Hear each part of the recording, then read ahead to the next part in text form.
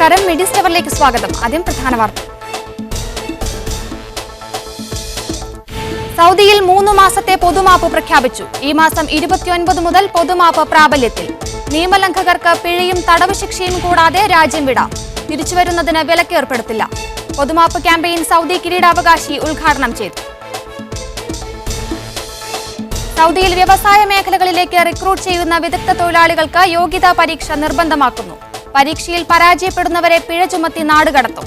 നടപടി ജോലിക്കെടുക്കുന്നവരിൽ ഭൂരിഭാഗവും യോഗ്യരല്ലെന്ന കണ്ടെത്തലിനെ തുടർന്ന്. പുതുതായി തുടങ്ങുന്ന വിദേശി ബിസിനസ് സംരംഭങ്ങൾക്ക് 20% ടാക്സ് ഏർപ്പെടുത്താൻ നീക്കം. UAE-യിൽ സ്വകാര്യ മേഖലയിൽ ഈ വർഷം നടന്ന നിയമന നിരക്കിൽ വൻ വർധന. കൂടുതൽ നിയമനം നടന്നത് ധനകാര്യ സ്ഥാപനങ്ങളിലേക്ക്. സന്തുഷ്ട ജീവിതം ഉറപ്പാക്കാൻ പുതിയ പദ്ധതികളുമായി UAE സർക്കാർ.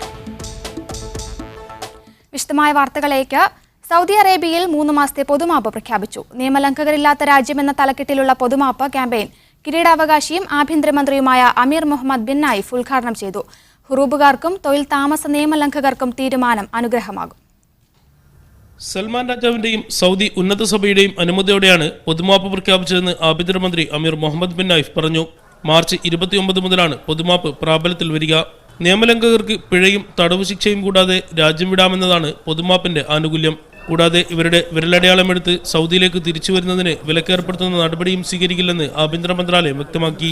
പൊതുമാപ്പിന്റെ കാലത്ത് എല്ലാ തരത്തിലുള്ള അനധികൃത താമസക്കാർക്കും തടവും പിഴയും കൂടാതെ അനായാസം രാജ്യം വിടാനാവും.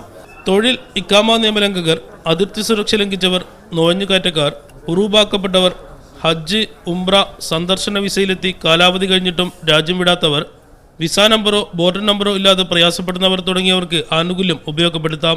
റമദാൻ അവസാനത്തിൽ 3 മാസത്തെ പൊതുമാപ്പ് അവസാനിക്കും. ആനുകൂല്യം പരമാവധി പ്രയോജനപ്പെടുത്തണം.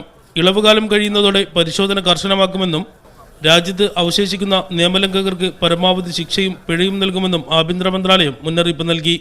മലയാളികൾ ഉൾപ്പെടെ ആയിരക്കണക്കിന് വിദേശികൾക്ക് തീരുമാനം അനുഗ്രഹമാവും. ലളിതമായ നടപടികളിലൂടെ നാടുകളിലേക്ക് മടങ്ങാമെന്നതും പുതിയ വിസയിൽ നിയമാനുസൃതം തിരികെ വരാമെന്നതും ഇവർക്ക് ഗുണകരമാവും. Media 1 Riyadh. സൗദി കിരീടാവകാശിയും ആഭ്യന്തരമന്ത്രിയുമായ അമീർ മുഹമ്മദ് ബിൻ നായിഫ് പ്രഖ്യാപിച്ച 3 മാസത്തെ പൊതുമാപ്പ് അനധികൃതമായി രാജ്യത്ത് തങ്ങുന്നവർക്കും ഹുറൂബുകാർക്കും ഏറെ അനുഗ്രഹമാകും. ഹുറൂബാക്കപ്പെട്ട ആയിരക്കണക്കിന് വിദേശികൾക്കാണ് തീരുമാനം ഏറെ ആശ്വാസം നൽകുക. നിയമാനുസൃതം സൗദിയിലേക്ക് മടങ്ങാമെന്നതും ഇത്തവണത്തെ ഇളവിന്റെ പ്രത്യേകതയാണ്. പിഴയും തടവ് ശിക്ഷയും കൂടാതെ അനധികൃത താമസക്കാർക്കും ഹുറൂബാക്കപ്പെട്ടവർക്കും രാജ്യം വിടാമെന്നതാണ് പുതുതായി പ്രഖ്യാപിച്ച പൊതുമാപ്പിന്റെ ഏറ്റവും അനുകൂല ഘടകം. നേരത്തെ അനുവദിച്ച ചില ഇളവുകാലത്ത് ഹുറൂബുകാർ ഉൾപ്പെട്ടിരുന്നില്ല. തന്റേതല്ലാത്ത കാരണത്താൽ സ്പോൺസറോ സ്ഥാപനങ്ങളോ ഹുറൂബാക്കിയ 10,000-കണക്കിന് വിദേശികൾക്ക് ഈ പൊതുമാപ്പ് അനുഗ്രഹമാവും. അനധികൃത താമസക്കാരെ പിടികൂടി കയറ്റിവിടുമ്പോൾ വിരലടയാളമെടുത്ത് സൗദിയിലേക്ക് തിരിച്ചുവരുന്നതിന് വിലക്കേർപ്പെടുത്തുന്ന നിയമത്തിനും പൊതുമാപ്പ് കാലത്ത് ഇളവ് അനുവദിച്ചിട്ടുണ്ട്. നിയമാനുസൃതം ജോലിക്കോ ഹജ്ജ്, ഉംറ തീർത്ഥാടനത്തിനോ സന്ദർശനത്തിനോ വീണ്ടും സൗദിയിലേക്ക് പ്രവേശിക്കാനാവുമെന്നതാണ് ഈ ഇളവിന്റെ ആനുകൂല്യം.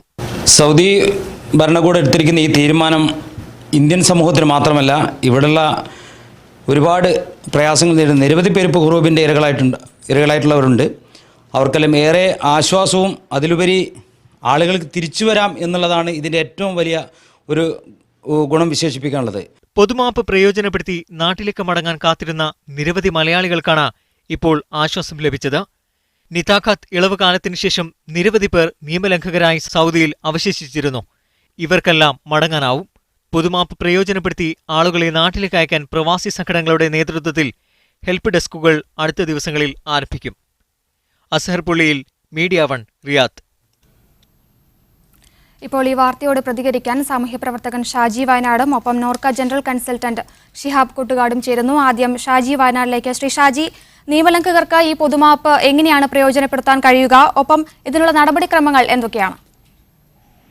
ഇതിന്റെ നടപടിക്രമങ്ങളൊക്കെ വളരെ ലളിതമായിട്ടാണ് ഈ പ്രാവശ്യം ഗവൺമെന്റ് പ്രഖ്യാപിച്ചിരിക്കുന്നത്.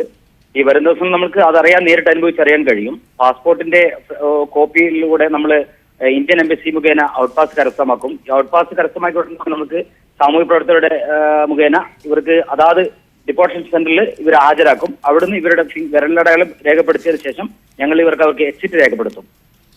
അതാത് ദിവസങ്ങൾക്ക് തന്നെ ഇവർക്ക് രാജ്യം വിട്ടു പോകാൻ കഴിയും. ഇതിന്റെ ഏറ്റവും വലിയ ഒരു സന്തോഷം എന്ന് പറയാനുള്ളത് ഈ ഇരകൾക്ക് ഇവിടെ തിരിച്ചു വരാൻ കഴിയുന്നുള്ള സന്തോഷത്തിലാണ് ഈ ഉറൂബിന്റെ ഇരകളെ പോലെ തന്നെ ഞങ്ങളും വളരെ സന്തോഷം എന്ന് പറഞ്ഞു കഴിഞ്ഞാൽ ഞങ്ങൾക്ക് ഇന്നൊരു പെരുന്നാളിന്റെ പ്രതിനിധിയാണ് ഞങ്ങളെപ്പോലുള്ള ആളുകൾക്ക് ഇതിന്റെ സന്തോഷം ഞങ്ങൾക്ക് നിങ്ങളുമായിട്ട് മീഡിയ കൊണ്ട് സംസാരിക്കുന്നത്. ഒരുപാട് ആളുകൾ ഇതിന്റെ പ്രയാസം നേരിട്ട് അനുഭവിക്കുന്നവരുണ്ട്. നിരപരാധികളായ ഒരുപാട് ഹുറൂബുകാരുണ്ട്. പിന്നെ ചില ചെറിയ കാരണങ്ങൾ കൊണ്ടും ഹുറൂബിന്റെ ഇരകളുണ്ട്. അവർക്കൊക്കെ ഏറെ ആശ്വാസം തന്നെ എന്ന് പറയാം. ഇതിന്റെ മറ്റൊരു ഞങ്ങൾ ഇത് നിത്താക്കാത്തിന് ശേഷം ഞങ്ങൾക്ക് കിട്ടിയിരിക്കുന്ന വലിയൊരു സന്തോഷത്തിന്റെ ഒരു ദിനമാണിത്. പ്രത്യേകിച്ചിട്ട് ഇന്ത്യൻ സമൂഹം സൗദി ഭരണകൂടത്തിനോടും സൽമാൻ രാജാവിനോടും പ്രത്യേകം കടപ്പെട്ടിരിക്കുകയാണ്. ഞങ്ങളുടെ നന്ദിയും ഈ കൂട്ടത്തിൽ ഈ മീഡിയ വണ്ണിന്റെ വാർത്തയിലൂടെ ഞങ്ങൾ സൗദി ഭരണകൂടത്തോട് അറിയിക്കുകയാണ്. ശ്രീ ഷിഹാബ് കൊട്ടുകാട്, പൊതുജനങ്ങൾക്ക് ഈ പൊതുമാപ്പ് പ്രയോജനപ്പെടുത്താനുള്ള നിയമസഹായം, ഏതെങ്കിലും തരത്തിലുള്ള നിയമസഹായം ഒരുക്കിയിട്ടുണ്ടോ സൗദി ഭരണകൂടം? തീർച്ചയായിട്ടും ഇത് അതാത് എംബസികൾ വഴിയാണ് നമ്മളിത് ചെയ്യുന്നത്. എല്ലാ എംബസികൾക്കും അതിന്റെ നിർദ്ദേശം വരും. അടുത്ത ദിവസങ്ങളിൽ തന്നെ ഇന്ത്യൻ എംബസി അധികൃതർ ഇവിടുത്തെ സൗദി ഡിപ്പോർട്ടേഷൻ സെന്റർ അധികൃതരുമായി മീറ്റിംഗ് നടക്കുകയും അവരുടെ പ്ലാൻ ഓഫ് ഓപ്പറേഷൻ എന്താണെന്നതിന്റെ ബേസിൽ എംബസി അതിനുള്ളതായ എല്ലാ നടപടികളും ചെയ്യാനുള്ള ഒരുക്കത്തിലാണ്. അതോടൊപ്പം തന്നെ ഇവിടെ സാമൂഹ്യ പ്രവർത്തകരും മീഡിയ സഹോദരന്മാരും എല്ലാവരും കൂടി ഒരു മാസമായിട്ട് ഒരു ഹെൽപ്പ് ചെയ്തുകൊണ്ട് ഇവിടെ ഇങ്ങനെ പ്രയാസമുള്ള ഉറൂബിലുള്ളവർക്കും അതോടൊപ്പം തന്നെ ഈ ബോർഡർ നിയമലംഘനങ്ങൾ നടത്തിയവരുണ്ടാവും. കാരണം മറ്റ് ഖത്തർ, കുവൈറ്റ് പോലെയുള്ള ഹൗസ് ഡ്രൈവർമാർ വന്നിട്ട് വിസിറ്റിൽ വന്നിട്ട് മസ്രകളിലൊക്കെ ജോലി ചെയ്യുന്നവരുണ്ട്. അപ്പൊ അവർക്കൊക്കെ ഈ പൊതുമാപ്പ് ഉപയോഗപ്പെടുത്താൻ പറ്റും. അതുകൊണ്ട് തന്നെ മാസങ്ങളായിട്ട് ഇക്കാമ ഇല്ലാതെ റെഡിലാക്കിയ ഇക്കാമ പുതുക്കാൻ പറ്റാതെ അല്ലെങ്കിൽ വിസിറ്റ് വിസയിൽ വന്നിട്ട് ഇക്കാമ അല്ലെങ്കിൽ വിസ പുതുക്കാൻ പറ്റാത്ത അങ്ങനെ പ്രയാസപ്പെടുന്ന ഒട്ടനവധി ആൾക്കാർ, ഈവൻ ഫാമിലി പോലും ഉണ്ട്. അപ്പൊ ഇവർക്കൊക്കെ ഈ നിയമ സഹായം ഇപ്പോഴുള്ള ഈ അംനസ്റ്റി വളരെയധികം ഒരു അനുഗ്രഹമായിട്ടാണ് നമ്മൾ കാണുന്നത്. ഇതിനു വേണ്ടിയുള്ള എല്ലാ നടപടികളും കഴിഞ്ഞ പൊതുമാപ്പില് ഇന്ത്യൻ എംബസിക്ക് അതിനും സാമൂഹ്യ പ്രവർത്തകർക്കൊക്കെ അതിന്റെ നല്ലതായ എക്സ്പീരിയൻസ് ഉണ്ട് അത് എങ്ങനെ ഡീൽ ചെയ്യണമെന്ന്. അതുകൊണ്ട് വളരെ ഈസി ആയിട്ട് ഈ വിഷയം നമുക്ക് പരിഹരിക്കാൻ പറ്റുമെന്നുള്ളതാണ്. അതിനുള്ള എല്ലാ കാര്യങ്ങളും നമ്മൾ വേണ്ട എംബസിയുമായി ചെയ്ത് സാമൂഹ്യ പ്രവർത്തകരും എംബസിയുമായി കോർഡിനേറ്റ് ഇന്ന് തന്നെ നമ്മൾ എംബസിയുടെ ഓഫീസർമാരുടെ ഈ വിഷയങ്ങൾ ചർച്ച ചെയ്യുകയും അവര് അടുത്ത ദിവസങ്ങളിൽ തന്നെ അതിൻ്റെ ഉള്ള മറ്റു കാര്യങ്ങൾ ഇപ്പോൾ കഴിഞ്ഞ പ്രാവശ്യം പിന്നെ EC എമർജൻസി സർട്ടിഫിക്കറ്റ്, അതായത് പാസ്പോർട്ട് ഇല്ലാത്തവർക്ക് ഏതെങ്കിലും ഇന്ത്യൻ രേഖയുടെ അടിസ്ഥാനത്തിൽ നമ്മൾ ഇവിടുത്തെ എംബസി പാസ്പോർട്ട് ഇഷ്യൂ ചെയ്യാറാണ് പതിവ്.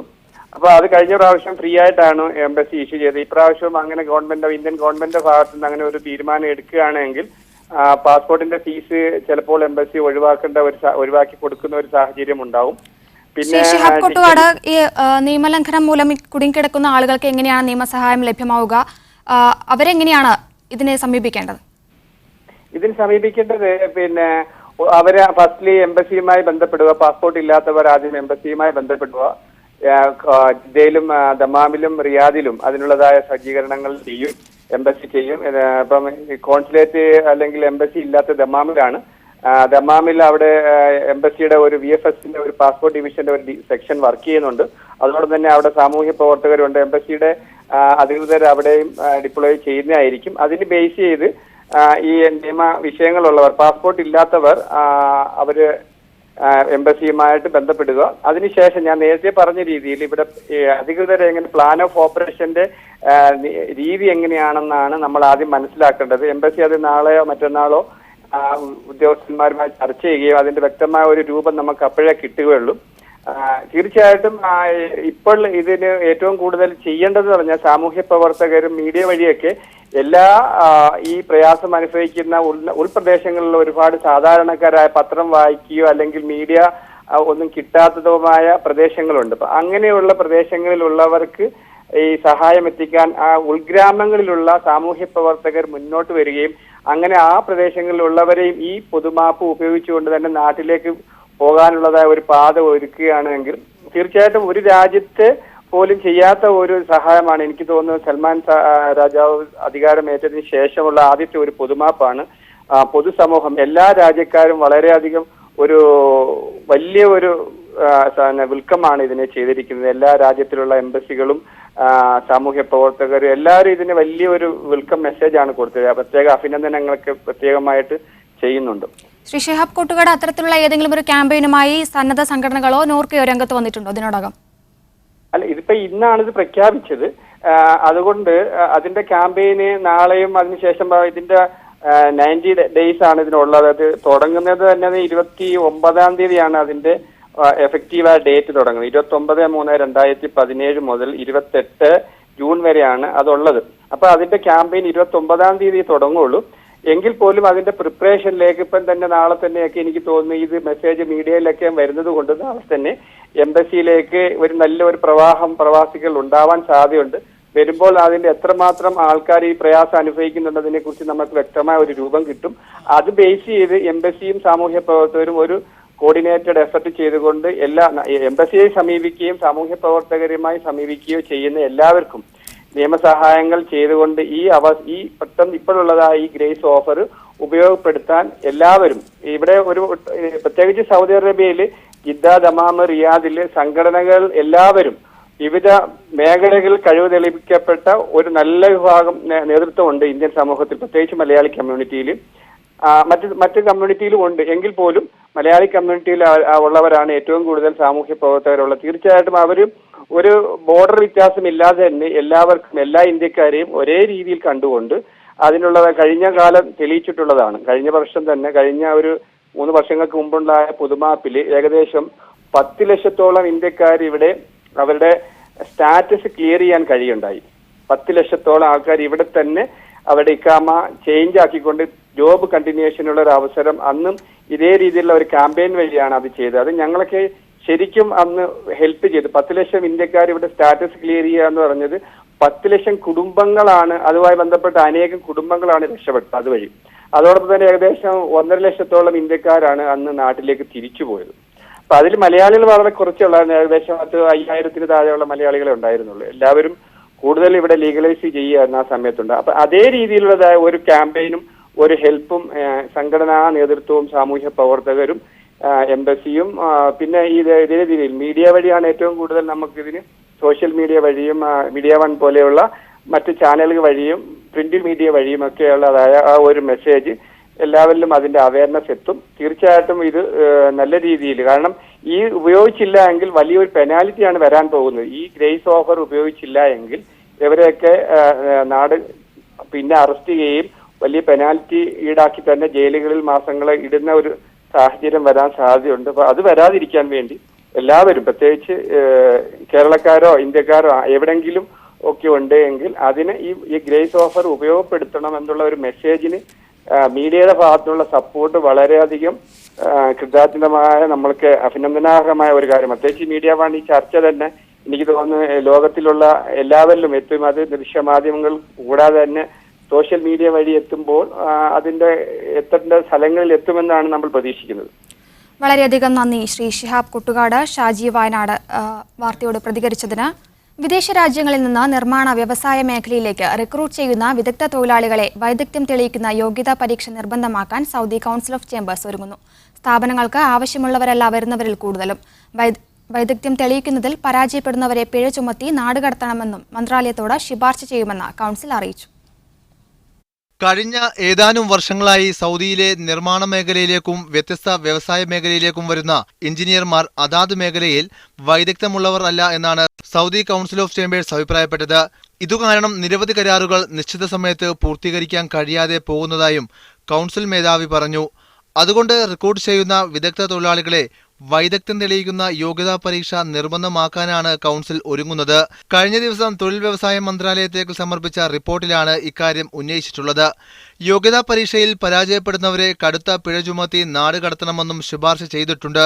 സിവിൽ എഞ്ചിനീയർ വിസയിൽ ഇലക്ട്രോണിക്സ്, കമ്പ്യൂട്ടർ സയൻസ് എന്നിവ പഠിച്ചവർ കടന്നു വരുന്നത് തീർത്തും നിർത്തലാക്കണം. ഇതിനുള്ള സംവിധാനം വിദേശ രാജ്യങ്ങളിലുള്ള സൗദി എംബസികൾ ഏർപ്പെടുത്തണമെന്നും ശുപാർശയിൽ പറയുന്നുണ്ട്. പുതിയ റിപ്പോർട്ടുകൾ അനുസരിച്ച് 2016 സൗദിയിലേക്ക് ഇന്ത്യയിൽ നിന്നാണ് ഏറ്റവും കൂടുതൽ എഞ്ചിനീയർമാർ വന്നിട്ടുള്ളത്. പക്ഷേ കർശനമായ യോഗ്യതാ പരീക്ഷ റിക്രൂട്ട്മെന്റ് മന്ദഗതിയിലാക്കിയേക്കും. നിർദ്ദേശങ്ങൾ ഗൗരവമുള്ളതും ഇത്തരം കാര്യങ്ങൾ നടപ്പിലാക്കാൻ സൗദി തൊഴിൽ മന്ത്രാലയം ഒരുങ്ങുന്നതായും കിഴക്കൻ പ്രവിശ്യ തൊഴിൽ വകുപ്പ് മേധാവി പറഞ്ഞു. കഴിഞ്ഞ മാസം സൗദി അരാംകോ അതിന്റെ കരാർ സ്ഥാപനങ്ങളിലെ എഞ്ചിനീയർമാർക്ക് സംഘടിപ്പിച്ച യോഗ്യതാ പരീക്ഷയിൽ 70% എഞ്ചിനീയർമാർ പരാജയപ്പെട്ടിരുന്നു. പരാജയപ്പെട്ട എഞ്ചിനീയർമാരെ സൗദി അരാംകോ അവരുടെ പ്രൊജക്ടുകളിൽ നിന്ന് മാറ്റി നിർത്തുകയാണ് ചെയ്യുക. ഇത് സ്ഥാപനങ്ങൾക്ക് കനത്ത സാമ്പത്തിക ഭാരം വരുത്തിവെക്കും. Muhammad Sharif, media one, Dammam. UAE-യിലെ സ്വദേശികൾക്കും വിദേശികൾക്കും സന്തുഷ്ട ജീവിതം ഉറപ്പാക്കാൻ കൂടുതൽ പദ്ധതികൾ ഉടനുണ്ടാകും. ഇതിനായി വ്യക്തമായ രൂപരേഖ തയ്യാറാക്കാൻ അധികൃതർ ബന്ധപ്പെട്ട മന്ത്രാലയത്തെ ചുമതലപ്പെടുത്തിയതായാണ് റിപ്പോർട്ട്. ജനങ്ങളുടെ സന്തോഷം മുഖ്യ അജണ്ടയാക്കുക മാത്രമല്ല, ലോകത്ത് ഇതാദ്യമായി സന്തോഷകാര്യമന്ത്രിയെ നിയോഗിക്കുകയും ചെയ്തു എന്നതാണ് UAE ഗവൺമെന്റിന്റെ പ്രത്യേകത. വർണ്ണാഭമായ സന്തോഷ ദിനാചരണമാണ് ശനിയാഴ്ച ദുബൈയിൽ നടന്നത്. അന്താരാഷ്ട്ര സന്തോഷ ദിനാചരണ ഭാഗമായിരുന്നു ദുബൈ പരിപാടി. ദുബൈ കനാലിൽ നിന്നായിരുന്നു സന്തോഷ പരേഡിന്റെ തുടക്കം. സന്തോഷകാര്യമന്ത്രി ഉഹൂദ് ബിൻത് ഖൽഫാൻ അൽ റൂമി ഉൾപ്പെടെ നിരവധി പ്രമുഖരും ചടങ്ങിൽ അണിനിരന്നു. സമ്പൂർണ്ണ ഉത്സവാഹ്ലാദത്തോടെയായിരുന്നു ചടങ്ങ് നടന്നത്. സർക്കാർ മാത്രമല്ല, വ്യക്തികളും സ്ഥാപനങ്ങളും ആഹ്ലാദകരമായ സാമൂഹിക കർമ്മം രൂപപ്പെടുത്തുന്നതിൽ വർദ്ധിച്ച താൽപര്യമെടുക്കണമെന്ന ആഹ്വാനവും പരേഡിൽ ഉയർന്നു. നന്മയ്ക്കൊപ്പം നല്ല ചിന്തകളും ഉണ്ടായിരിക്കണം. ജീവകാരുണ്യ പ്രവർത്തനങ്ങൾ മുഖേന താഴെത്തട്ടിലുള്ള മനുഷ്യരുടെ മെച്ചപ്പെട്ട ജീവിതത്തിനായി രംഗത്തിറങ്ങണമെന്നും സന്തോഷകാര്യമന്ത്രി ചൂണ്ടിക്കാട്ടി. സന്തോഷ ദിനാചരണ ചടങ്ങിന് അഭിവാദ്യം നേരാൻ UAE വൈസ് പ്രസിഡന്റും പ്രധാനമന്ത്രിയും ദുബൈ ഭരണാധികാരിയുമായ Sheikh Mohammed bin Rashid Al മക്തൂമും സന്നിഹിതനായിരുന്നു. Media 1 Dubai. പലിശ നിരക്ക് ഉയർത്തിയ US നടപടി UAEയിലെ ക്രെഡിറ്റ് കാർഡ് ഉപയോക്താക്കളെയും ബാങ്ക് വായ്പയെടുത്തവരെയും ചെറിയ തോതിൽ ബാധിക്കുമെന്ന് ധനകാര്യ റിപ്പോർട്ട്. UAE ഉൾപ്പെടെ ഗൾഫ് കറൻസികളുടെ മൂല്യം US ഡോളറുമായി ബന്ധപ്പെട്ടിരിക്കുന്നതിനാൽ സമ്പദ്ഘടനയിലും അത് പ്രതിഫലിച്ചേക്കും. കാർ വായ്പ, വ്യക്തിഗത വായ്പ, ക്രെഡിറ്റ് കാർഡ് നിക്ഷേപം എന്നിവയുടെ പലിശ നിരക്ക് ഉയരാൻ US നടപടി പാതയൊരുക്കും. വായ്പാ തിരിച്ചടവ് കൂടുതൽ ബാധ്യത വരുത്തും. നിശ്ചിത ശതമാനം പലിശ നിരക്കിലല്ലാതെ വായ്പയെടുത്തവരും മാറിയ നിരക്ക് പ്രകാരം കൂടുതൽ തുക നൽകേണ്ടി വരും. 10 വർഷത്തിനുള്ളിൽ ഇത് 3ാം തവണയാണ് US ഫെഡ് നിരക്കിൽ മാറ്റം വരുത്തുന്നത്. അമേരിക്കൻ സമ്പദ്ഘടനയുടെ വളർച്ചാ സാധ്യത മുന്നിൽ കണ്ടാണ് പുതിയ നീക്കം. ഇതുപ്രകാരം UAE സെൻട്രൽ ബാങ്ക് നിക്ഷേപ സർട്ടിഫിക്കറ്റ് നിരക്ക് 25 അടിസ്ഥാന പോയിന്റായി ക്രമീകരിച്ചു. ബാങ്കുകൾ ഉപഭോക്താക്കളുടെ വായ്പാ നിരക്ക് ഉയർത്തിയാവും അധിക ബാധ്യത ക്രമീകരിക്കുക. ഹ്രസ്വ ദീർഘകാല വായ്പകൾ, വ്യക്തിഗത വായ്പകൾ, വാഹന ഭവന വായ്പകൾ എന്നിവയെ ഇത് ചെറിയ തോതിൽ ബാധിക്കുമെന്ന് സാമ്പത്തിക വിദഗ്ധർ വ്യക്തമാക്കുന്നു. മാസാന്ത വായ്പാ തിരിച്ചടവ് നടത്തുന്നവരും കൂടുതൽ തുക ഇതിനായി മുടക്കേണ്ടി വരുമെന്നാണ് സൂചന. Media 1 Dubai. സൗദിയിലെ പല നഗരങ്ങളും ഗ്രാമങ്ങളും പൊടിക്കാറ്റിൽ മുങ്ങി. രാവിലെ മുതൽ തുടങ്ങിയ കാറ്റ് വൈകുന്നേരവും തുടർന്നു. റിയാദ് ഉൾപ്പെടെ ചില നഗരങ്ങളിൽ ശക്തമായ മഴയും പെയ്തു. റോഡ്, വ്യോമ, കപ്പൽ ഗതാഗതം തടസ്സപ്പെട്ടു. അൽഖസീം പ്രവിശ്യയിലാണ് പൊടിക്കാറ്റും മഴയും ഏറെ പ്രയാസങ്ങൾ സൃഷ്ടിച്ചത്. ഇന്നലെ രാത്രി മുതൽ കാലാവസ്ഥയിൽ മാറ്റമുണ്ടായതിനാൽ ഇന്ന് വിദ്യാഭ്യാസ സ്ഥാപനങ്ങൾക്ക് അവധി നൽകിയിരുന്നു. പല പ്രദേശങ്ങളിലും പൊടിക്കാറ്റടിച്ചതോടെ ദൂരക്കാഴ്ച കുറഞ്ഞ് കടുത്ത ഇരുട്ട് പരന്നു. ഇതേ തുടർന്ന് ഉച്ചസമയങ്ങളിൽ പോലും തെരുവുവിളക്കുകൾ കത്തി. ചിലയിടങ്ങളിൽ ശക്തമായ ആലിപ്പഴ വർഷവും ഉണ്ടായി.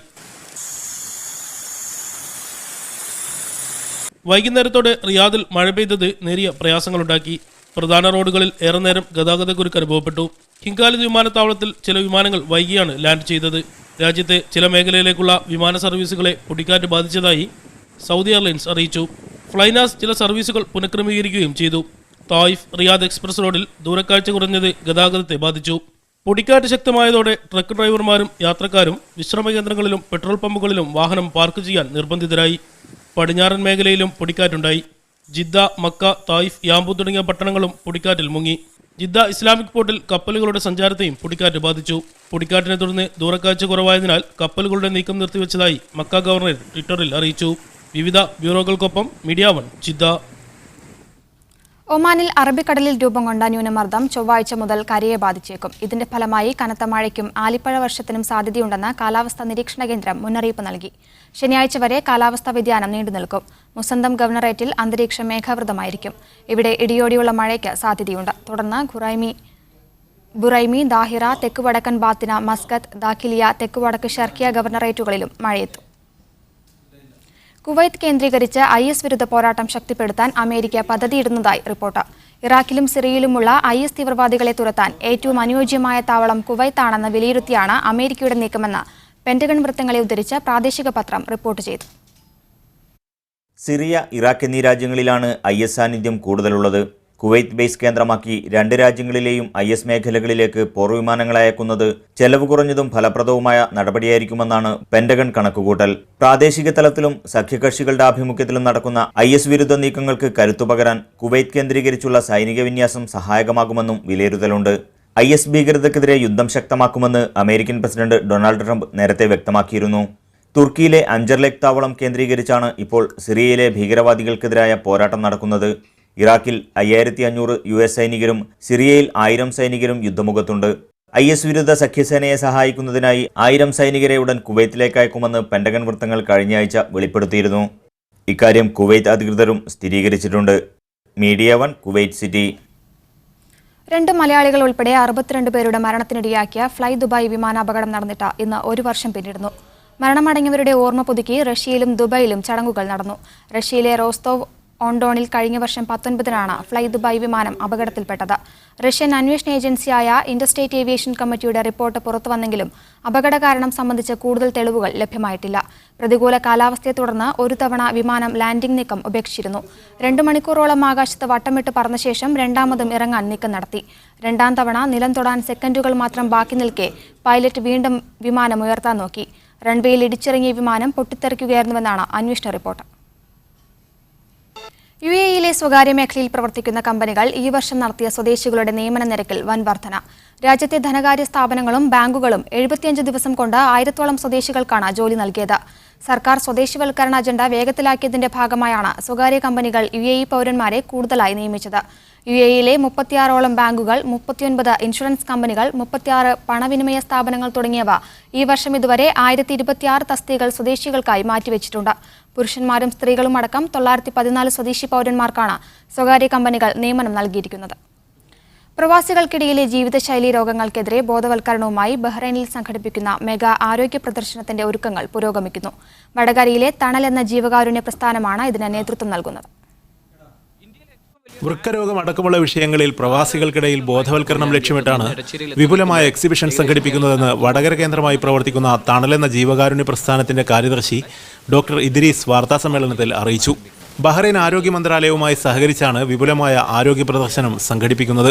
മെയ് 4, 5, 6 തീയതികളിലായി ഇസ ടൗണിലെ ഇന്ത്യൻ സ്കൂളിലാണ് വൃക്കരോഗ നിർണയ ക്യാമ്പ് ഉൾപ്പെടെയുള്ള പ്രദർശനം സംഘടിപ്പിക്കുക. തണൽ ബഹ്റൈന്റെ കീഴിൽ 301 അംഗ സ്വാഗത സംഘം രൂപീകരിച്ചാണ് എക്സിബിഷന്റെ ഒരുക്കങ്ങൾക്ക് നേതൃത്വം നൽകുന്നത്. ജീവകാരുണ്യ പ്രവർത്തനങ്ങളുടെ വഴിയിൽ വേറിട്ട അധ്യായം രചിച്ച തണൽ 10ാം വർഷത്തിലേക്ക് കടക്കാനിരിക്കെ വിപുലമായ കർമ്മപദ്ധതികളാണ് ആവിഷ്കരിച്ചിട്ടുള്ളതെന്ന് ഡോക്ടർ ഇദ്രീസ് പറഞ്ഞു. സൗകര്യമുള്ള ഒരു എബോ മിഡിൽ ആൾക്കാർക്ക് പകരം താഴേക്കടയിൽ ഇറങ്ങി വളരെ കൃത്യമായിട്ടുള്ള പബ്ലിസിറ്റി, ഒപ്പം ട്രാൻസ്പോർട്ട് ഫെസിലിറ്റി ഒക്കെ കൊടുത്തിട്ട് ലേബർ ക്യാമ്പ്സ് എന്ന ആളുകളെ കൊണ്ടിരുന്നു. അങ്ങനെ തന്നെ പണിയെടുത്തിട്ട് തന്നെ അത് വിജയിപ്പിക്കാൻ തന്നെയാണ് ഇപ്പോഴും തീരുമാനിക്കുന്നത്. വൃക്കരോഗികൾക്കായി 3 സൗജന്യ ഡയാലിസിസ് സെന്ററുകൾ കൂടി വൈകാതെ പ്രവർത്തനം ആരംഭിക്കും. വയനാട്ടിലെ വെള്ളമുണ്ടയിലും തലശ്ശേരിയിലും കോഴിക്കോട് ചാലിയത്തുമായി 10 മെഷീനുകൾ വീതമുള്ള സെന്ററുകളാണ് ആരംഭിക്കുക. വടകരയിലും നാദാപുരത്തും അരിക്കുളത്തും 3 സെന്ററുകളിലായി 450-ൽ പരം രോഗികൾക്ക് സൗജന്യ ഡയാലിസിസ് നൽകുന്നുണ്ട്. ഇന്ത്യയിലെ ഏറ്റവും വലിയ സൗജന്യ ഡയാലിസിസ് സെന്റർ എന്ന വിശേഷണത്തിലേക്ക് തണൽ വളർന്നതായി ഡോക്ടർ ഇദ്രീസ് പറഞ്ഞു. വൃക്കരോഗികളില്ലാത്ത നാട് എന്ന ലക്ഷ്യവുമായി കേരളത്തിൽ വിവിധയിടങ്ങളിൽ ബോധവൽക്കരണ ക്യാമ്പുകളും എക്സിബിഷനുകളും തണൽ സംഘടിപ്പിച്ചു വരുന്നതായും അദ്ദേഹം കൂട്ടിച്ചേർത്തു. Siraj Pallikkara, media 1, Bahrain. വേദികളിലൊന്നും കാര്യമായി അവസരം ലഭിക്കാത്ത ഗായകർക്ക് വേണ്ടി യൂട്യൂബിലൂടെ സംഗീത ചാനൽ എന്ന ആശയവുമായി പ്രവാസികൾ രംഗത്ത്. സൗണ്ട് ക്ലഫ് എന്ന് പേരിട്ട ഓൺലൈൻ മ്യൂസിക് യൂട്യൂബ് ചാനലിന് ദുബായിൽ തുടക്കം കുറിച്ചു. മെക്സിക്കൻ അപാരത എന്ന സിനിമയുടെ ടൈറ്റിൽ സോങ് പാടിയ ദുബൈയിലെ പ്രവാസി മലയാളി സുൽഫിക്കിന്റെ നേതൃത്വത്തിലാണ് പുതിയ സംരംഭം. വേദികൾ ലഭിക്കാതെ പോകുന്ന പ്രവാസി പ്രതിഭകൾക്ക് പ്രോത്സാഹനം നൽകുകയാണ് ഇതിലൂടെ ലക്ഷ്യമിടുന്നത്. പാട്ടുകൾ റെക്കോർഡ് ചെയ്ത് ജനങ്ങളിലെത്തിക്കാനും സൗണ്ട് ക്ലഫ് സംഗീത യൂട്യൂബ് ചാനൽ സംവിധാനം ഒരുക്കും. സാധാരണക്കാരനൊരു പാട്ട് പാടാൻ അറിയാമെങ്കിൽ അവർക്ക് ഒരു വേദി വേണം. ആ വേദിയാണ് ഞങ്ങൾ ഒരുക്കുന്നത്. സംഗീത സംവിധായകൻ റനിൻ ഗൗതമാണ് ഈ സംരംഭത്തിന്റെ ക്രിയേറ്റീവ് ഹെഡ്. ദുബൈയിൽ നടന്ന ചടങ്ങിൽ മെക്സിക്കൻ അപാരത സിനിമയുടെ നിർമ്മാതാവ് അനൂപ് കണ്ണനും റനിൻ ഗൗതവും ചേർന്നാണ് ഉദ്ഘാടനം നിർവഹിച്ചത്. കുട്ടികളുടെ സംഗീത പരിപാടിയും ചടങ്ങിന്റെ ഭാഗമായി നടന്നു. ആർക്കും എവിടെ നിന്നും സൗണ്ട് ക്ലഫ് യൂട്യൂബ് ചാനലുമായി സഹകരിക്കാമെന്നും ബന്ധപ്പെട്ടവർ അറിയിച്ചു. Media 1, Dubai. വനിതാ ദിനത്തോടനുബന്ധിച്ച് വെൽഫെയർ കേരള കുവൈത്ത് വനിതാ ശാക്തീകരണ സെമിനാർ സംഘടിപ്പിച്ചു. കരുത്താർജിച്ച സ്ത്രീത്വവും കൈവരിക്കേണ്ട ധീരതയും എന്ന പ്രമേയത്തിൽ നടന്ന സെമിനാർ ലൈഫ് അഗെയിൻ ഫൗണ്ടേഷൻ സ്ഥാപക ഡോക്ടർ ഹൈമ റെഡ്ഡി ഉദ്ഘാടനം ചെയ്തു. സ്വയം സന്തോഷിക്കുന്നതോടൊപ്പം മറ്റുള്ളവർക്ക് സന്തോഷം പകരുക എന്നത് ജീവിതത്തെ നയിക്കുന്ന തത്വമാക്കണമെന്ന് ഉദ്ഘാടന പ്രസംഗത്തിൽ ഡോക്ടർ ഹൈമ റെഡ്ഡി ആഹ്വാനം ചെയ്തു. അബ്ബാസിയ പ്രവാസി ഹാളിൽ നടന്ന പരിപാടിയിൽ മിനി വേണുഗോപാൽ അധ്യക്ഷത വഹിച്ചു. റസീന മൊഹീദ്ദീൻ വിഷയം അവതരിപ്പിച്ചു. സുനിൽ ചെറിയാൻ, ധർമ്മരാജ് മടപ്പള്ളി, അൻവർ സയ്യിദ്, കീർത്തി സുമേഷ്, ശോഭ സുരേഷ്, ഷൈനി ഫ്രാങ്കോ, ഖലീൽ റഹ്മാൻ എന്നിവർ സംസാരിച്ചു. റസിയ നിസാർ തയ്യാറാക്കിയ ഡോക്യുമെന്ററി പ്രദർശനവും അരങ്ങേറി. സിമി അക്ബർ സ്വാഗതവും മഞ്ജു മോഹൻ സമാപന പ്രസംഗവും നിർവഹിച്ചു. Media 1, Kuwait City. ഇന്ത്യയിൽ മതനിരപേക്ഷത അപകടനിലയിലാണെന്ന് ഡിവൈഎഫ്ഐ അഖിലേന്ത്യാ വൈസ് പ്രസിഡന്റും MLA-യുമായ M. Swaraj. Kerala art lovers association Kala Kuwait സംഘടിപ്പിച്ച EMS AKG bishop Paulose Mar Paulose അനുസ്മരണ സമ്മേളനത്തിൽ വർത്തമാനകാല ഇന്ത്യ സമകാലിക കേരളം എന്ന വിഷയത്തെ അധികരിച്ച് സംസാരിക്കുകയായിരുന്നു അദ്ദേഹം. ജനാധിപത്യത്തെ കുഴപ്പത്തിൽ ചാടിക്കാൻ കുഴപ്പക്കാരായ ഇന്ത്യൻ ഭരണാധികാരികൾക്ക് സാധിച്ചു എന്നതുകൊണ്ട് വ്യാമോഹത്തിന്റെയും ഭയത്തിന്റെയും ഒരു കമ്പോളമാക്കി ഇന്ത്യൻ തെരഞ്ഞെടുപ്പിനെ മാറ്റാൻ ഇന്ത്യയിലെ ഭരണ നേതൃത്വത്തിന് സാധിച്ചു എന്ന് വേണം നമുക്ക് മനസ്സിലാക്കാൻ. മതനിരപേക്ഷത സംരക്ഷിക്കേണ്ട ചരിത്രപരമായ ഉത്തരവാദിത്തം കോൺഗ്രസിനുണ്ടെങ്കിലും അത് നിർവഹിക്കുന്നതിൽ കോൺഗ്രസ് പരാജയപ്പെടുകയാണെന്ന് എം സ്വരാജ് അഭിപ്രായപ്പെട്ടു. മതനിരപേക്ഷതയ്ക്കും ജനാധിപത്യത്തിനും പേരുകേട്ട ഇന്ത്യയിൽ അതിനെതിരായ പ്രവർത്തനങ്ങൾ നടക്കുന്ന സാഹചര്യത്തിലാണ് EMS, AKG എന്നിവരുടെ നിലപാടുകൾ പ്രസക്തമാകുന്നതെന്നും അദ്ദേഹം കൂട്ടിച്ചേർത്തു. അബ്ബാസിയ യുണൈറ്റഡ് ഇന്ത്യൻ സ്കൂളിൽ കലാകുവൈത്ത് പ്രസിഡന്റ് സുഗതകുമാറിന്റെ അധ്യക്ഷതയിൽ നടന്ന അനുസ്മരണ സമ്മേളനത്തിൽ ജനറൽ സെക്രട്ടറി J. സജി സ്വാഗതം പറഞ്ഞു. മീഡിയ സെക്രട്ടറി ജിതിൻ പ്രകാശ് അനുസ്മരണക്കുറിപ്പ് അവതരിപ്പിച്ചു. സത്താർ കുന്നിൽ, ബഷീർ ബാത്ത, അജിത് കുമാർ എന്നിവർ വിവിധ സംഘടനകളെ പ്രതിനിധീകരിച്ച് സംസാരിച്ചു. Media 1, Kuwait City. അവയവദാനത്തിന്റെ സന്ദേശവുമായി അനിൽ ശ്രീവാസ്തവയുടെ ഫോർച്യൂണർ കാർ പിന്നിട്ടത് 38 രാഷ്ട്രങ്ങൾ. 2 ഘട്ടങ്ങളിലായാണ് ഇന്ത്യൻ വംശജനും അമേരിക്കൻ പൗരനുമായ അനിൽ ഈ രാജ്യങ്ങളെല്ലാം കടന്നുവന്നത്. ഇറ്റലിയിൽ നിന്ന് ദുബൈ വഴിയുള്ള 2ാം ഘട്ട യാത്രയ്ക്കിടെയാണ് അനിൽ മസ്കത്തിലെത്തിയത്. ഇനി ഇന്ത്യൻ പര്യടനമാണ് ലക്ഷ്യം.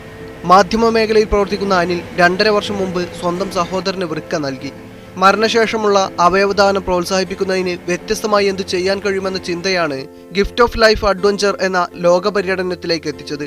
കഴിഞ്ഞ ജൂണിൽ ബാംഗ്ലൂരിൽ നിന്ന് സ്കോട്ട്ലൻഡിലേക്കുള്ള ആദ്യ യാത്രയിൽ 17 രാജ്യങ്ങളാണ് പിന്നിട്ടത്. Ever since then I've taken up a cause to promote more awareness about organ donation, not necessarily what I did, which is called a live organ donation, but I'm trying to promote the idea of donating your organs after your death.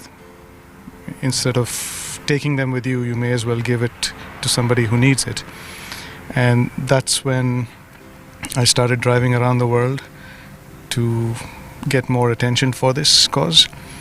പ്രത്യേകം രൂപകൽപ്പന ചെയ്ത വാഹനത്തിലാണ് പര്യടനം. എത്തിപ്പെടുന്നിടത്ത് tent അടിച്ച് താമസിക്കുകയാണ് പതിവ്. ഇറ്റലിയിൽ നിന്ന് European രാജ്യങ്ങൾ പിന്നിട്ട് തുർക്കിയിൽ നിന്ന് ഇറാൻ വഴി ദുബൈയിലെത്താനായിരുന്നു പദ്ധതി. എന്നാൽ ഡൊണാൾഡ് ട്രംപിന്റെ വിസ നിഷേധത്തിന് ബദലായി ഇറാൻ വിസ നിഷേധിച്ചതിനാൽ ഗ്രീസിലേക്ക് തിരികെ പോയി. അവിടെ നിന്ന് കപ്പലിലാണ് കാർ ദുബൈയിലെത്തിച്ചത്. അവയവദാനം എന്ന നന്മയുടെ സന്ദേശമായാണ് ഇദ്ദേഹത്തിന്റെ യാത്ര.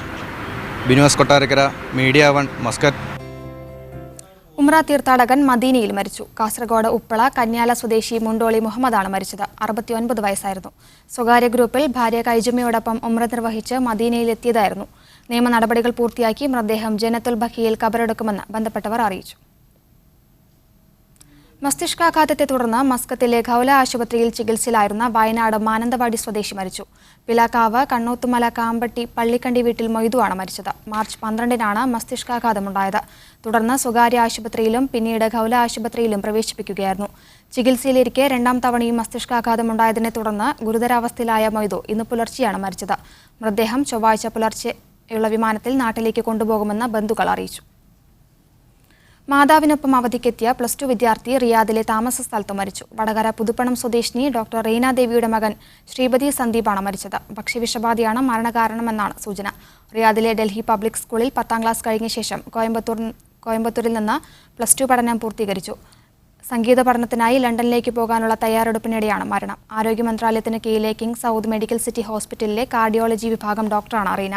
പിതാവ് സന്ദീപ് രാധാകൃഷ്ണൻ ബംഗളൂരിൽ സോഫ്റ്റ്വെയർ എഞ്ചിനീയറാണ്. നടപടികൾ പൂർത്തീകരിച്ച് മൃതദേഹം നാട്ടിലേക്ക് കൊണ്ടുപോകും.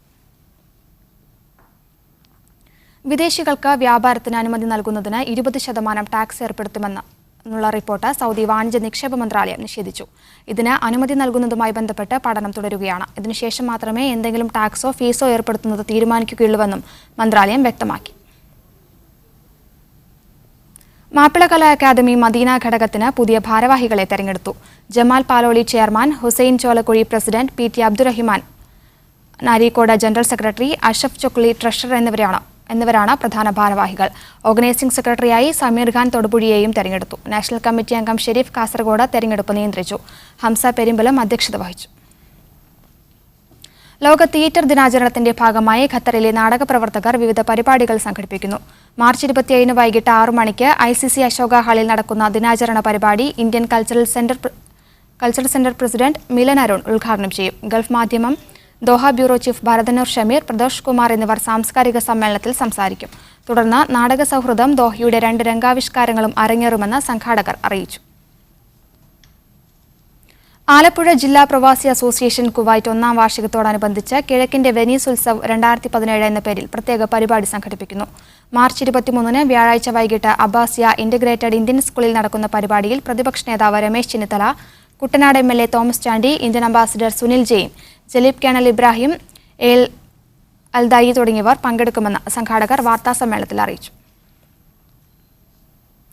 ദോഫാർ ഫുട്ബോൾ ക്ലബ്ബ് സലാലിയിൽ സംഘടിപ്പിച്ച ഫുട്ബോൾ ടൂർണമെന്റിൽ ദോഫാർ FC ചാമ്പ്യന്മാരായി. ഫൈനലിൽ റീമ FCയെ 2-നെതിരെ 5 ഗോളുകൾക്ക് പരാജയപ്പെടുത്തിയാണ് ചാമ്പ്യന്മാരായത്. ഗൾഫ് സ്റ്റേഡിയത്തിൽ നടന്ന സെവൻസ് ഫുട്ബോൾ ടൂർണമെന്റിൽ 10 ടീമുകളാണ് പങ്കെടുത്തത്. ടൂർണമെന്റിലെ മികച്ച കളിക്കാരനായി നെബഹാനെയും എമർജിംഗ് പ്ലെയറായി പ്രീജിത്തിനെയും തിരഞ്ഞെടുത്തു. റഫീഖാണ് മികച്ച ഗോൾ കീപ്പർ. ജംഷീർ കൂടുതൽ ഗോളുകൾ നേടി. 3ാം സ്ഥാനക്കാരായ അൽകസീം ടീമിനെ മികച്ച ടീമായും തിരഞ്ഞെടുത്തു. രാത്രി വൈകി നടന്ന മത്സരം കാണാൻ നൂറുകണക്കിന് ഫുട്ബോൾ ആസ്വാദകർ എത്തിയിരുന്നു. ഫുട്ബോൾ അസോസിയേഷൻ പ്രസിഡന്റ് സെബീർ PT കളിക്കാരെ പരിചയപ്പെട്ടു. ടൂർണമെന്റ് കമ്മിറ്റി ചെയർമാൻ സുധാകരൻ സ്വാഗതവും ഷബീർ കരളി നന്ദിയും പറഞ്ഞു. 4 ടീമുകൾ പങ്കെടുത്ത വെറ്ററൻസ് മത്സരത്തിലും ദോഫാർ FC തന്നെയാണ് വിജയിച്ചത്. പവിത്രൻകാരായി ദാസ്, റീമ, പ്രമേഷ് ബാബു, സജി, പ്രസ്റ്റി, സലാം എന്നിവർ ട്രോഫികൾ വിതരണം ചെയ്തു. മൻസൂർ പട്ടാമ്പി പരിപാടികൾ നിയന്ത്രിച്ചു. Media 1 Salalah. ഒമാനിൽ ജൂലൈ 15-16 തീയതികളിൽ നടക്കുന്ന വാദിഹുദ റിയൽ ലൈഫ് 2ാം സ്നേഹസംഗമത്തിന്റെ ലോഗോ പ്രശസ്ത സാഹിത്യകാരൻ KP രാമനുണ്ണി പ്രകാശനം ചെയ്തു.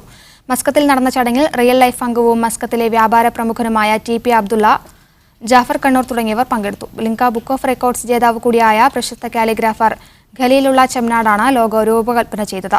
സൗഹൃദത്തിന്റെ വിളവെടുപ്പ് എന്ന ആലേഖനം ചെയ്ത ലോഗോ കൂട്ടായ്മയുടെയും സംഗമത്തിന്റെയും താൽപര്യത്തെ അടയാളപ്പെടുത്തുന്നു. മികച്ച കലാസൃഷ്ടിയാണെന്ന് പ്രകാശനം നിർവഹിച്ച ശേഷം രാമനുണ്ണി അഭിപ്രായപ്പെട്ടു.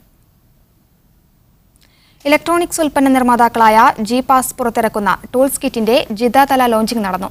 ടഡന്റ് ഹോട്ടലിൽ നടന്ന ചടങ്ങിൽ Qatar G-Pass manager NV Kabir ഉദ്ഘാടനം ചെയ്തു. തൊഴിലാളികളെ ആശ്രയിക്കാതെ സ്വന്തം ഭവനങ്ങളിലെ അറ്റകുറ്റപ്പണികൾ നിർവഹിക്കുക എന്ന പ്രവണതയെ പ്രോത്സാഹിപ്പിക്കാൻ ലക്ഷ്യമിട്ടുള്ളതാണ് G-Pass ടൂൾസ് എന്ന് ലോഞ്ചിങ്ങിനോടനുബന്ധിച്ച് കമ്പനി പ്രതിനിധികൾ നടത്തിയ വാർത്താസമ്മേളനത്തിൽ വിശദീകരിച്ചു.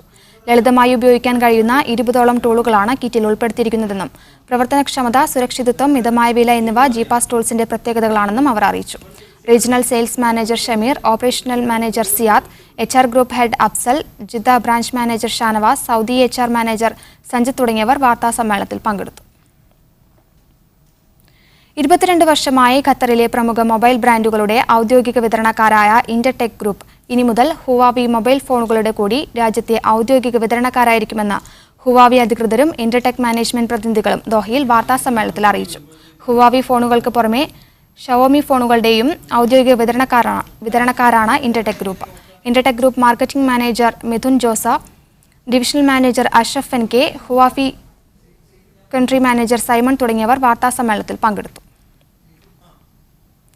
കുവൈത്തിലെ ലുലു ഹൈപ്പർ മാർക്കറ്റിൽ സംഘടിപ്പിച്ച win big with Lulu promotion വിജയികൾക്ക് സമ്മാന കൂപ്പണുകൾ വിതരണം ചെയ്തു. ലുലു അൽറായി ഔട്ട്ലെറ്റിൽ നടന്ന ചടങ്ങിൽ റീജിയണൽ ഡയറക്ടർ മുഹമ്മദ് ഹാരിസ് കൂപ്പണുകൾ സമ്മാനിച്ചു. ഫെബ്രുവരി 1 മുതൽ മാർച്ച് 4 വരെ ലുലു ഷോറൂമുകളിൽ നിന്ന് 5 ദിനാറിന് മുകളിൽ പർച്ചേസ് നടത്തിയവരിൽ നിന്ന് നറുക്കെടുപ്പിലൂടെയാണ് വിജയികളെ കണ്ടെത്തിയത്.